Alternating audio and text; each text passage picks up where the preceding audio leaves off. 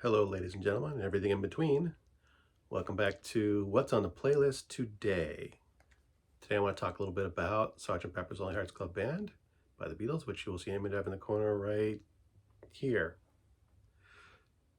Idiocy aside, before I talk about the album, I'd like to talk a little bit about myself. I was born the same year this album came out. Summer of Love. My parents were hippies. I am an honest-to-goodness flower child. Yes, we really do exist. We are not a myth. Look upon me and wonder, how the hell am I still alive and kicking? Beats me, I have no idea either. But aside from that, this is probably my all-time favorite album, not because of that. I've loved this album longer than I can remember, as longer than I could speak. And if you think I'm exaggerating, my parents had to buy a second copy of the album because I carried the first one around like a security blanket. I loved this album as an infant, as a toddler. Some of it might have been, the bright, flashy colors. I mean, the vinyl album, old vinyl albums, for those of you who are old enough to remember, or who young enough to see them in the store when you go looking in the antique section. A big 33-inch albums. The album cover is huge. The front splash cover up there. There's a backsplash cover, which contained all the lyrics. There was inside, the album folded open like a book. There was a big splash inside cover. There were some cardboard cutouts that you could, as a kid, could play with, which I did. So I'm sure some of it was that it was just this brightly colorful, full of just constant imagery that I could just stare at for hours on end. And I did. But I also love the music. It wasn't just, that it was a pretty picture. I have always loved music, again, since before I could speak. And this album is probably part of the reason for that. I mean, my family has a huge history with music. Where my mother's side of the family, my fathers couldn't hold music in a bucket if they tried. But my mother's side of the family, my daughters, my sisters, my mother's family, my great grandmother was a lounge singer.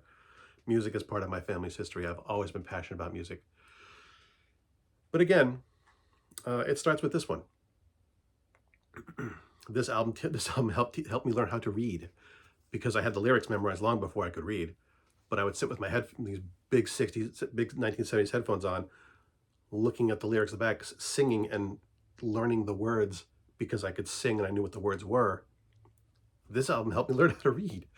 This album probably has had more impact on my life than any piece of music deserves to. But let's talk about the album itself. I have no idea what number.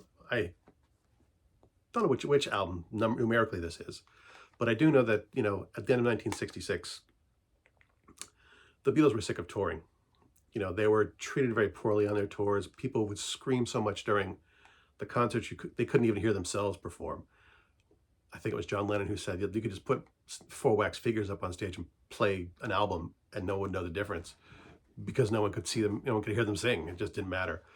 They'd also been treated poorly for other, they were manhandled by police in certain countries. They were manhandled by other things. John Lennon's statement about, they were more popular than Jesus got them a lot of pushback in the United States, a lot of criticism in the United States.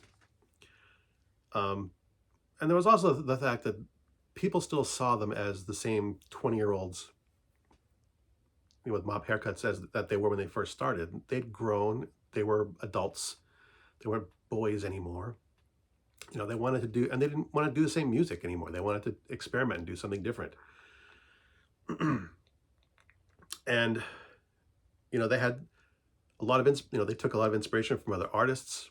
Paul McCartney has cited the Beach Boys for their harmonies as being partly an inspiration to do this album. Frank Zappa's Freak Out for being so avant-garde. There were other things too, but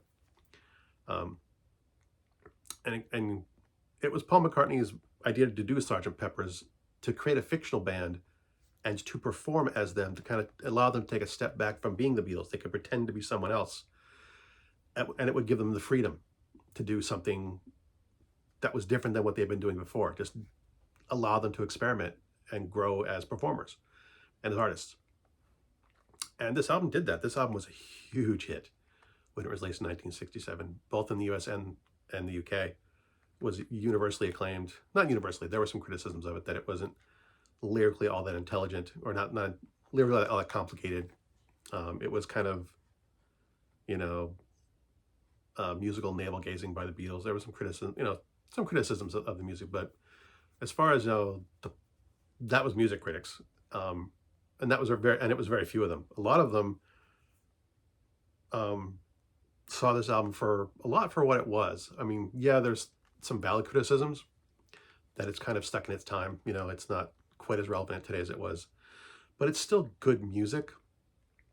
It was also one of the first concept albums. It wasn't the very, very first, but it was one of the first concept albums. It was certainly the first popular concept album, the one that was a commercial success, and a huge commercial success.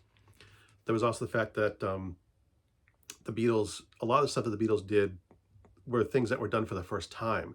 I mean, and the amount of things that they could do using just a 4-track recording, no digitalization for their day. It was all just them experimenting, and they invented a lot of recording procedures and stuff in the studio making this album that became standardized. These guys, the Beatles, did a lot with this album. And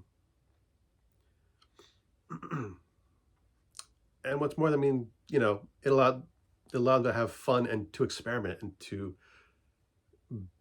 be artists and not just pop rock performers. And this album, for its time, was also considered to be the first rock album to be considered art. Rock music was considered teenage music for young people, and not really taken very seriously, even though some performers had done some serious writing for their songs. Most of them didn't do anything that was this complicated performance or recording wise. Music, again, like the actual notes themselves aren't entirely complicated. It's more the composition, how they blended sounds together and instruments together. That was more the complex stuff. I mean, I can't play this. But that doesn't mean anything. I'm not a music performer. I was always a singer. Never had the patience to learn to play it. But that's about me. I could ramble on about this album for hours on end. Not just because of the impact it had on me personally, but the impact it had on the culture. And so many artists have listed the Beatles and this album in particular also as their inspirations to get into performing music. It also had a unifying impact on the people of the generation, the young people of the day, because you couldn't go anywhere for the summer of 1967 and not hear this music being played. It was on every radio station in the United States and Great Britain. It was constantly being played everywhere, and everyone knew about it. And almost everyone was singing it and liking it and and loving it as much as I did, or learned to love it later. Because obviously as a toothless newborn, I wasn't really enjoying this album all that much. But it was for the spring and the year it was released. This is just a cornerstone of rock and roll history. And I'm not going to put any track listings up. You can find them for yourself if you haven't found them already. I just want to say that I love this album. And if you haven't heard it before, give it a listen. I mean, it's as a concept album, it tells a story from beginning to end. Not a complete cohesive story. There are side trips here and there, but it's definitely interesting to listen to. Even if you're not necessarily a fan of the Beatles, it's still worth listening to. And if you're definitely a fan of the Beatles, then I don't need to say anything else. If you've made it this far through the video, I don't do segues well. If you've made it this far through the video, thanks for watching. If you like this video, please seek therapy. And also, if you like this video and you need therapy, I've got other crap to listen to on my channel too. Give that stuff a like or listen to. Comment if you like or not.